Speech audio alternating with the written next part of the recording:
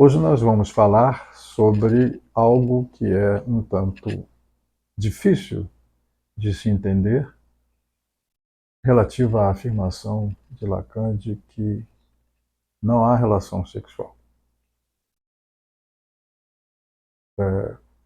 A situação fica mais difícil quando, em determinado momento do seu ensino, lá pela década de 70, quando ele colocava certas ênfases, inclusive na questão do sujeito, ele afirma em dois momentos, pelo menos, no seminário 11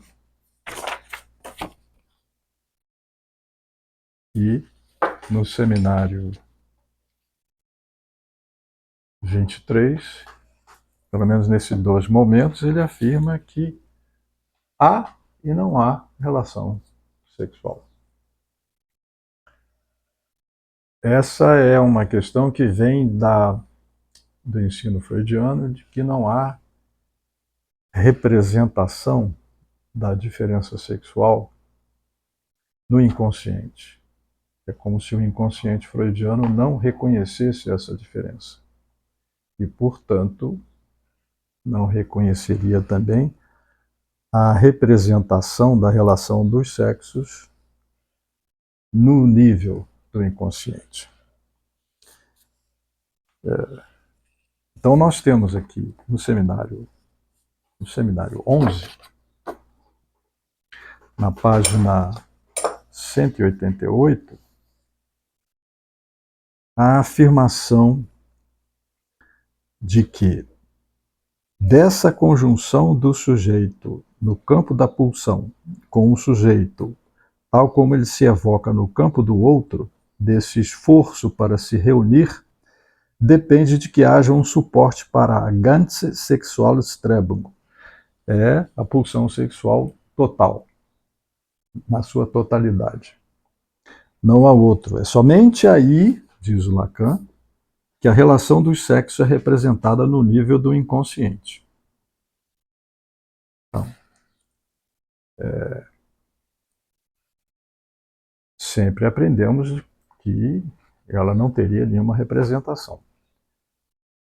Associada a essa questão está também, além dessa representação de que há, associada a essa questão está também a afirmação de que não há relação sexual, segundo a afirmação do Lacan em vários momentos do seu ensino. Mas no seminário 23, sobre Joyce, o sintoma, isto é, a singularidade, na página 98, existe a afirmação de que há e não há relação sexual. E, para isso, ele recorre a esses nós borromianos, em que ele diferencia os sexos pelas cores rosa e vermelha, e, segundo o traçado desses nós, esses sexos com duas cores, se eles são equivalentes, não há relação sexual. Se eles são marcados pela singularidade, há relação sexual. Então, na página 98, no nível do sintoma, não há, portanto, equivalência da relação do rosa e do vermelho para nos contentarmos com essa simples designação. Na medida em que há sintoma, singularidade, não há equivalência sexual. Isto é, há relação. Com efeito, se a não relação deriva da equivalência, a relação se estrutura na medida em que não há equivalência entre homem e mulher. Há, portanto, ao mesmo tempo, relação sexual e não há relação sexual. Há e não há ao mesmo tempo. A relação na medida em que há sintoma, isto é, em que o outro sexo é suportado pelo sintoma, com H para marcar a singularidade. Permito-me dizer que o sintoma é muito precisamente o sexo ao qual não pertenço, isto é, uma mulher. Se ele está falando em nome próprio, é engraçado, porque no seminário 20 ele vai dizer que ele, Lacan, é mulher. Mas tudo bem. Se uma mulher é um sintoma para todo homem, fica absolutamente claro que há necessidade de encontrar um outro nome para o que o homem é para uma mulher, posto que o sintoma se caracteriza justamente pela não equivalência. Pode-se dizer que o homem é para uma mulher tudo o que quiserem, a saber, uma aflição pior que um sintoma. Vocês podem, inclusive, articular isso como lhes for conveniente. Trata-se mesmo de uma devastação. Se não há equivalência, vocês são obrigados a especificar o que concerne ao sintoma, a singularidade. Não haver equivalência é a única coisa, o único reduto no qual se suporta o que chamamos de relação sexual no falacer, no ser humano. Não é isso que nos demonstra a chamada clínica, que é um outro uso do leito? Estou citando Lacan. De todo modo, é quando vemos os seres no leito, e não somente nos leitos de hospital, que podemos ter uma ideia do que é essa famosa relação. Essa relação se liga, é o caso de dizê-lo, por um laço estreito ao sintoma, com H. É de fato o que resulta, meu Deus, de tudo o que escuto a partir de outro leito, o famoso divã, onde há tempos me falam isso. Trata-se de situar o que o sintoma tem a ver com o real do inconsciente, se o inconsciente for real. Muitas vezes, o inconsciente é tido como um construto hipotético, um conceito, sem o qual não se explicam os fenômenos da clínica. Como saber se o inconsciente é real ou imaginário? É efetivamente a questão. Ele participa de um equívoco entre os dois. Por conseguinte, é nisso que, graças a Freud, estamos engajados, e engajados a título de sintoma, com H.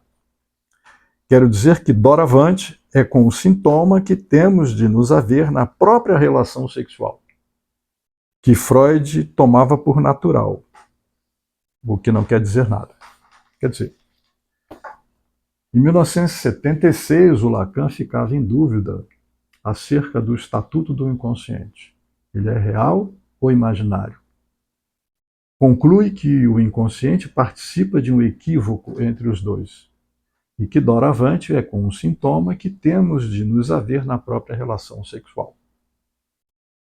Que ele afirma ao mesmo tempo que há e não há, em função da singularidade de cada um. Ao mesmo tempo, ele avança no seu ensino e diz que o inconsciente é real. O ESP de um lapse, o espaço de um lapso, essa fenda. Então, quais são as conclusões a respeito de não haver relação sexual, haver e não haver relação sexual e a ênfase que os analistas colocam na inexistência, o não haver da relação sexual? É uma questão difícil, uma questão espinhosa, e que durante muito tempo, na época da Fazenda Freudiana, quando eu li no seminário 11, a primeira vez em que havia representação da diferença sexual e da relação sexual, portanto, no inconsciente, e que o inconsciente não reconhecia a diferença sexual, tomava tudo como uma totalidade. Isso na concepção freudiana, e depois essa ênfase que os analistas colocamos durante muito tempo nisso, que não há relação sexual.